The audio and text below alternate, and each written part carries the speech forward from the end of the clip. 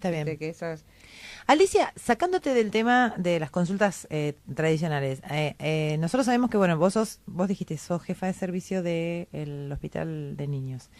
Que bueno, que sabemos, toda la ciudad de La Plata tiene el orgullo de tenerlo acá, porque es un hospital de derivación. Vos dijiste que vienen de todos lados de Sudamérica prácticamente, porque vienen pacientes de cualquier parte.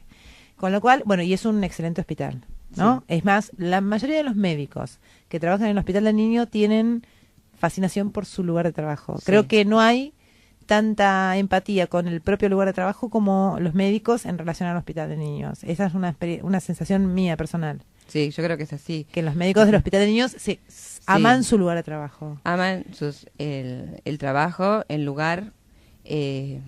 Aparte, a veces nos creemos como que somos nuestra segunda casa. Y sí, creo que estamos, yo por lo menos me siento orgullosa de pertenecer al Hospital de Niños, y el Hospital de Niños nos ha dado mucho a todos.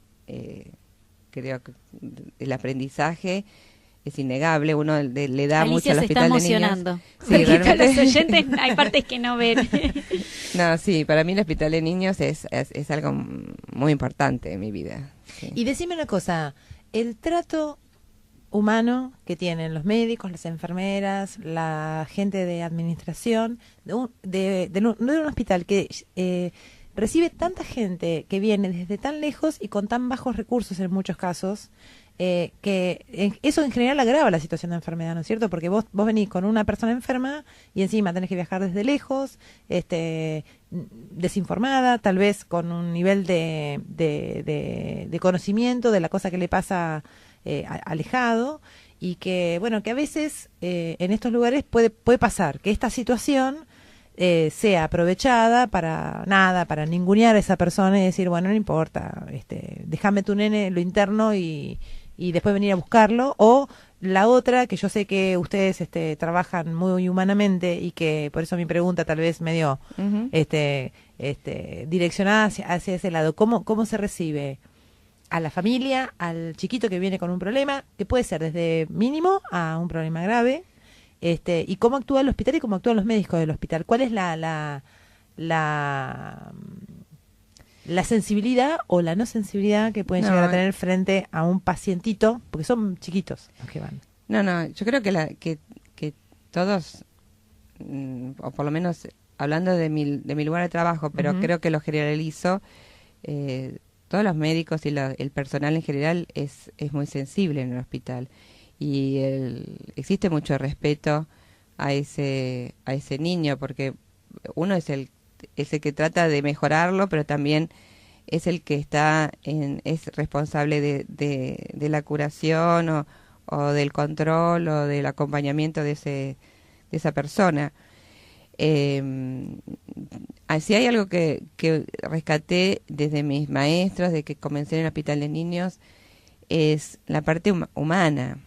El respeto por ese pacientito, por esa persona, el respeto por los papás. Tenemos papás de distintos niveles culturales, incluso de países hermanos, de países vecinos, que a veces es muy difícil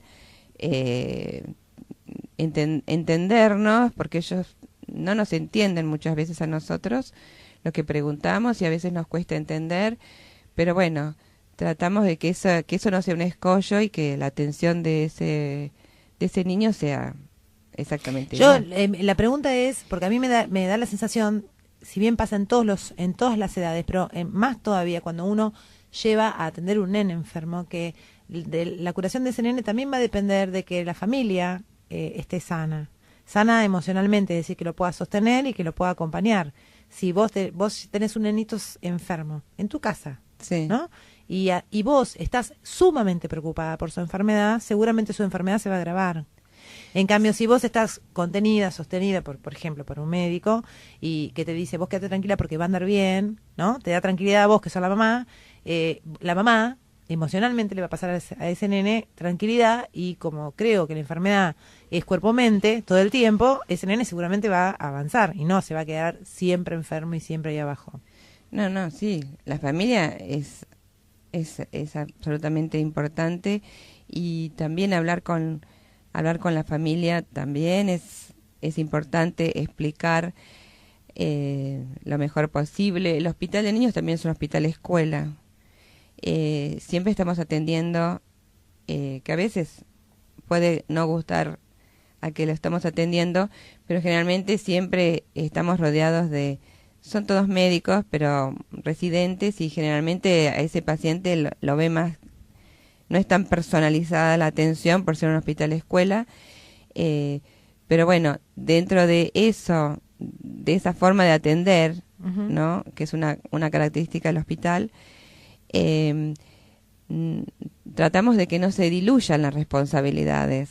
O sea, siempre hay uno que va a ser el que sea responsable, por más que lo veamos 4 o 5 médicos a ese paciente, no se diluye la responsabilidad. Vos decís que la familia va a tener... Siempre va a tener un referente que le va a decir uno cómo que está va a su ser, hijo. sí, uno es el que se va a hacer cargo. Otros pueden estar aprendiendo, otros pueden estar sugiriendo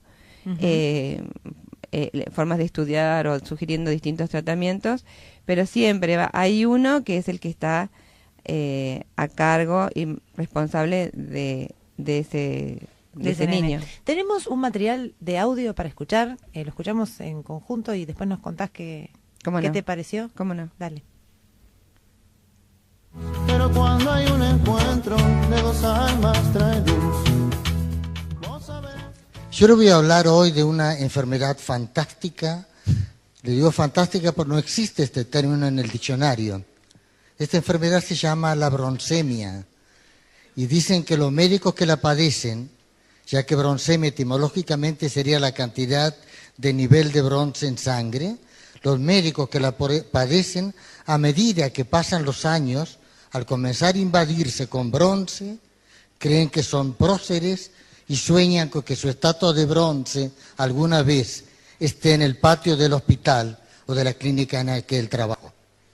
Este término lo escuché hace fácilmente 30 años del doctor Feijó Osorio, un médico reconocido cordobés en un servicio de cirugía del Hospital de Clínicas acá en Córdoba, en el cual era también profesor adjunto Narciso Hernández, porque muchos atribuyen a Narciso Hernández este término de broncemia. Pero de que la que encontré, la utilicé en la docencia y me quedó grabada esa palabra para siempre.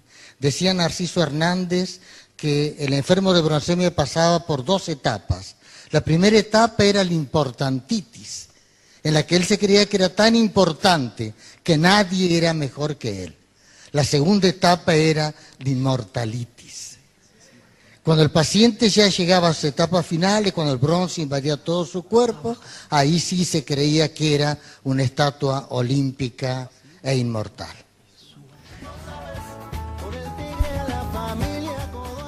Bueno, ¿podemos escuchar otro más, Marcos? ¿Un cachitito más? Dale. ¿Dónde se desarrolla esta enfermedad? Y generalmente en aquellos lugares que presumen de un alto nivel de intelectualidad. Y el medio ecológico ideal, sin ninguna duda, es la universidad.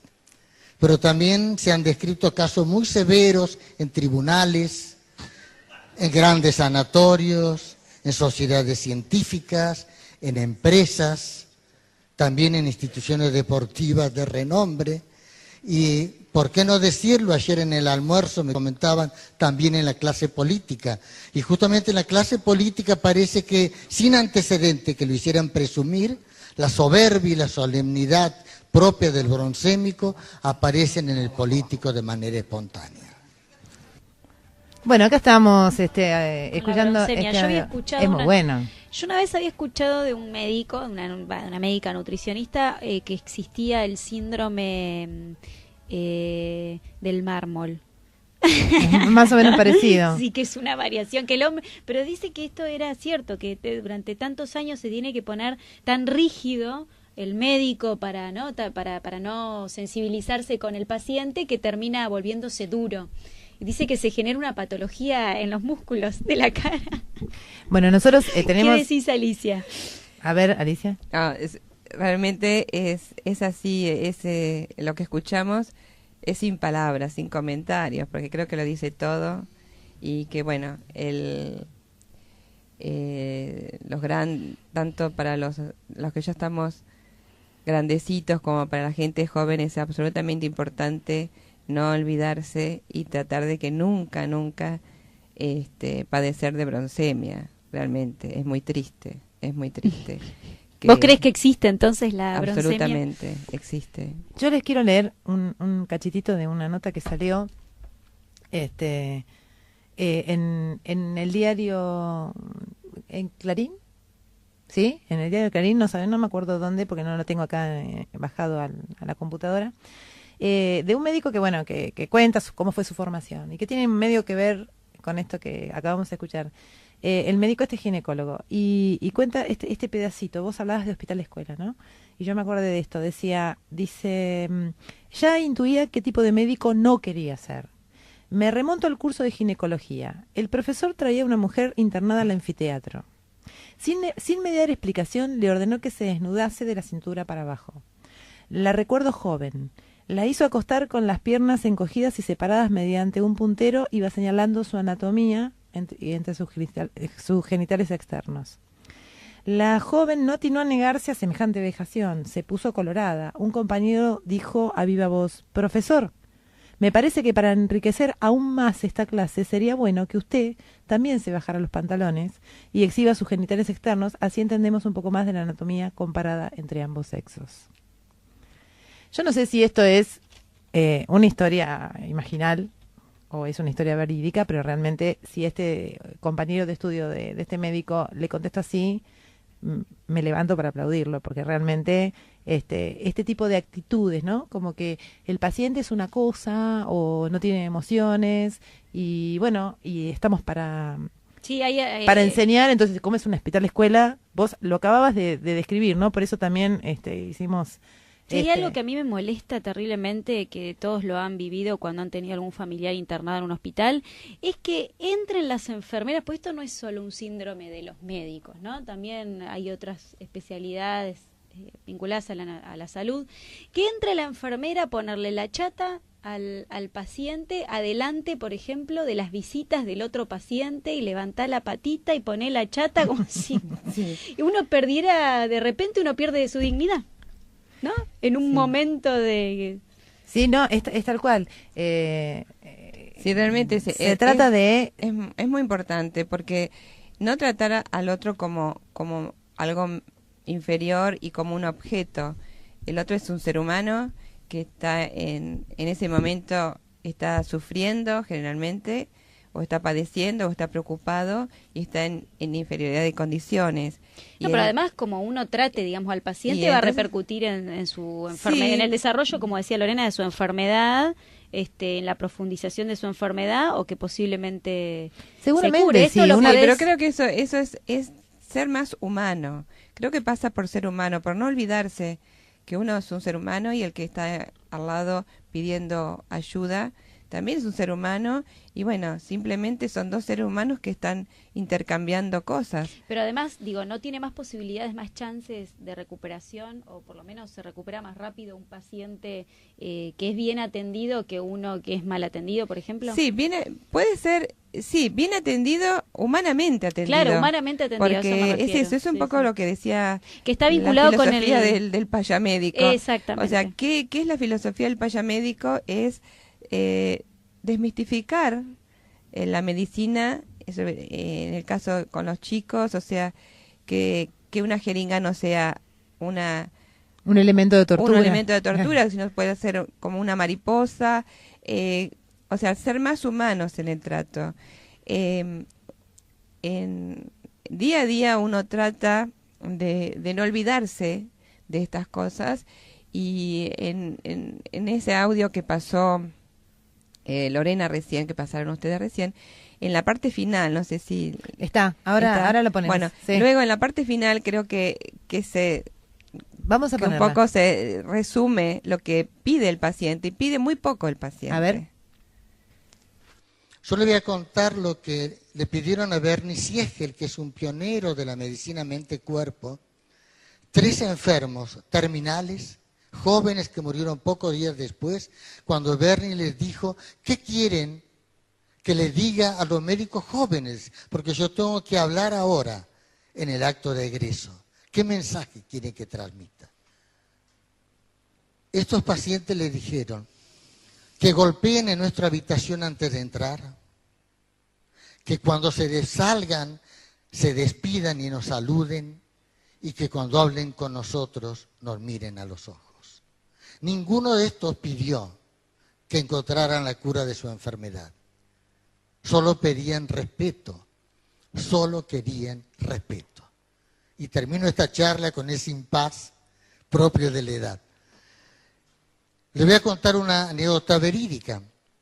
Es en una sala de operaciones, una larga cirugía, una cirugía prolongada, que de pronto deben reemplazar a una de las enfermeras, y cuando ésta se retira, pasa por detrás del cirujano, un hombre que era reconocido por su espíritu de servicio, pasa detrás de él, le acaricia la espalda, le da un beso y sale. Eso fue para este médico un regalo hermoso. Un hermoso regalo, porque esto incluía todo el dolor y el amor que habían sentido médico y enfermera juntos, que habían compartido en la sala de operaciones. Esto le dio fuerzas al médico para seguir. Y como diría otro cirujano, amigo mío, a ese cirujano se le llenó el corazón de música. Los médicos dioses, esos médicos que desayunan con Dios y después bajan a atender a sus pacientes, estos médicos broncémicos, o los broncémicos de cualquier actividad, de cualquier nivel sociocultural, no pueden recibir regalos así, porque se sienten tan por encima de todos los que están a su lado que son incapaces de compartir nada. Gracias. ¿Quién está hablando? Es un médico, no me acuerdo en este momento, acabo de cerrar la computadora, me mataste. Se los debo, lo vamos a poner estos cortitos en el muro de Vos Sabés, pues están buenos. Muy buenos. Están muy buenos, bueno, agradecemos a Alicia que nos lo acercó, entre otras cosas. Y bueno, me parece que, bueno, vos tenías una reflexión acerca de esto, ¿no? Por eso pusimos este último audio, de esto, de lo que pedía el paciente o la persona que está internada o está siendo atendida en un hospital. Simplemente pide eso, pide un trato humano, pide respeto y pide que se lo escuche. El médico en general trata de adivinar. Yo siempre le digo a los residentes, si ustedes escuchan a la mamá, les dice el diagnóstico. Ustedes lo único que tienen que hacer es escuchar a la mamá y traducir lo que dice la mamá a algo que está escrito en los libros. Pero la mamá es la que le va a decir el diagnóstico. Escuchen a esa mamá, que la mamá es muy sabia. Es simplemente, lo único que tienen que hacer es no hablar. Yo te voy a decir hablar, una cosa a la audiencia. Yo a Alicia la conozco hace muchos años, pero realmente lo que acabas de decir se me eriza los pelos de la piel, porque si muchos médicos pensaran como vos, por ejemplo, los partos nuestros serían distintos también. Si nos escucharan a las madres pariendo, en nuestras necesidades también habría partos más lindos, nacimientos más lindos, mujeres más sanas, posparto. Y mujeres más lindas. Y mujeres y menos cortadas. Bueno, Melina Chari le manda un beso grande a la doctora Rosito, dice que siempre están agradecidos con ella y su excelente equipo médico por la atención y contención recibida, la mamá y el papá de Dante elegante, como le decíamos. ¿Lo ubicaste? Sí, muchísimas gracias. Ahora ya nos queda muy poco tiempo, siempre Sí, nos queda corto el siempre. programa, pero ¿cómo es el ejercicio yo estoy intrigada con esto de los payamédicos? ¿Cuál es el rol del médico desde esta filosofía? ¿Cómo atiende al paciente desde ahí? No, en realidad el payamédico no es que va a atender al paciente, sino que... Disfrazado de payaso, por ejemplo. No. El payamédico cumple un rol de acompañar a ese enfermo y curarlo a través de dar la parte de alegría y de humanizar la medicina. Un paciente internado, un paciente crónico, el payamédico lo sigue a ese paciente, lo escucha, sabe cuáles son sus necesidades y trata de que esa estadía, ese paso por el hospital sea lo más humano posible y que todo lo que lo puede estar agrediendo se transforme en algo lindo, algo alegre, algo simpático, hasta de las inyecciones o cualquier cosa que lo pueda agredir, siempre lo transforman en algo diferente, en algo que transforman el dolor en alegría. Esa es la función del payamédico. ¿Cómo hacen, por ejemplo, frente a una inyección, ¿no? ¿Cómo transformas una inyección en algo? Y generalmente es a través de un cuento, de una historia.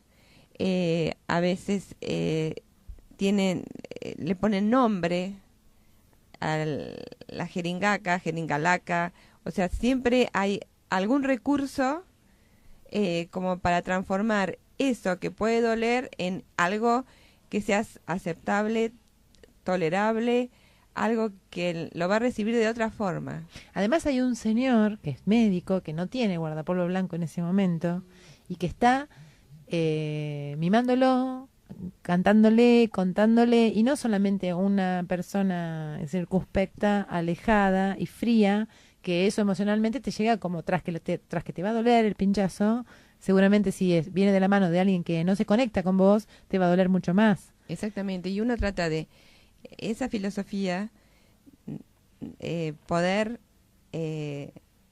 transmitirla a la gente joven, obviamente sin a la nariz de payaso en el día a día, pero uno trata de que esa filosofía la puedan ir absorbiendo la gente joven, ¿no? Vos decís tus estudiantes, sí, los que el equipo que está conmigo realmente es absolutamente humano y muy respetuoso, pero bueno, creo que es un trabajo día a día y que a veces es el ejemplo y que bueno, que uno trata de no perder y de mostrar el camino a la gente joven, porque luego de muchos años de trabajo uno se queda con eso, ¿no? Con que tenemos que ayudar a que la medicina sea más humana. Esa creo que es el mensaje. Es la frase. Te voy a contar una intimidad. Cuando yo le conté a Tatiana, mi hija, que te conoce, que te ve, que eras payamédica, me dijo, con razón está tan loca. Bueno, porque ahora entiendo por qué está tan loca. Nosotras siempre tenemos la teoría de que la única manera de cambiar el mundo es con los locos, porque los cuerdos se dedican a reproducirlo. Así que bienvenidos los locos lindos. Y yo pensé que no se notaba. Que lo disimulabas. Sí. Estamos formando el club, el grupo Vos Sabés. Bueno, nos quedan 4 minutos sí. Y tenemos que ir a la tanda al fin. Chiquito que viene con un problema, que puede ser desde mínimo a un problema grave. Y cómo actúa el hospital y cómo actúan los médicos del hospital. ¿Cuál es la sensibilidad o la no sensibilidad que pueden llegar a tener frente a un pacientito? Porque son chiquitos los que van. No, yo creo que todos, o por lo menos hablando de mi lugar de trabajo, pero creo que lo generalizo, todos los médicos y el personal en general es muy sensible en el hospital. Y existe mucho respeto a ese niño, porque uno es el que trata de mejorarlo, pero también es el que es responsable de la curación o del control o del acompañamiento de el trabajo, el lugar. Aparte, a veces nos creemos como que somos nuestra segunda casa. Y sí, creo que estamos, yo por lo menos me siento orgullosa de pertenecer al Hospital de Niños, y el Hospital de Niños nos ha dado mucho a todos. Creo que el aprendizaje es innegable, uno le da mucho al Hospital de Niños. Alicia se está emocionando. Sí, los oyentes hay partes que no ven. No, sí, para mí el Hospital de Niños es algo muy importante en mi vida. Sí. Y decime una cosa, el trato humano que tienen los médicos, las enfermeras, la gente de administración de un hospital que de esa persona. Si hay algo que rescaté desde mis maestros, de que comencé en el Hospital de Niños, es la parte humana, el respeto por ese pacientito, por esa persona, el el respeto por los papás. Tenemos papás de distintos niveles culturales, incluso de países hermanos, de países vecinos, que a veces es muy difícil entendernos, porque ellos no nos entienden muchas veces a nosotros lo que preguntamos, y a veces nos cuesta entender, pero bueno, tratamos de que eso no sea un escollo, y que la atención de ese niño sea exactamente igual. La pregunta es, porque a mí... Está bien. De que eso es- Alicia, sacándote del tema de las consultas tradicionales, nosotros sabemos que, bueno, vos dijiste, sos jefa de servicio del Hospital de Niños. Que bueno, que sabemos, toda la ciudad de La Plata tiene el orgullo de tenerlo acá, porque es un hospital de derivación. Vos dijiste que vienen de todos lados Sí. de Sudamérica prácticamente, porque Sí. vienen Sí, de pacientes cualquier parte, de cualquier sí. parte. Con lo cual, bueno, y es un excelente hospital, ¿no? Es más, la mayoría de los médicos que trabajan en el Hospital del Niño tienen fascinación por su lugar de trabajo. Sí. Creo que no hay tanta empatía con el propio lugar de trabajo como los médicos en relación al Hospital de Niños. Esa es una sensación mía personal, Sí, yo creo que es así. que los médicos del Hospital de Niños aman su lugar de trabajo. Aman sus... Recibe tanta gente que viene desde tan lejos y con tan bajos recursos en muchos casos, eso en general agrava la situación de enfermedad, ¿no es cierto? Porque vos venís con una persona enferma y encima tenés que viajar desde lejos, desinformada, tal vez con un nivel de conocimiento de la cosa que le pasa alejado, y que, bueno, que a veces en estos lugares puede pasar que esta situación sea aprovechada para ningunear a esa persona y decir, bueno, no importa, déjame tu nene lo interno y después venir a buscarlo. O la otra, que yo sé que ustedes trabajan muy humanamente, y que por eso mi pregunta tal vez medio Ujú. direccionada hacia ese lado. ¿Cómo se recibe a la familia, al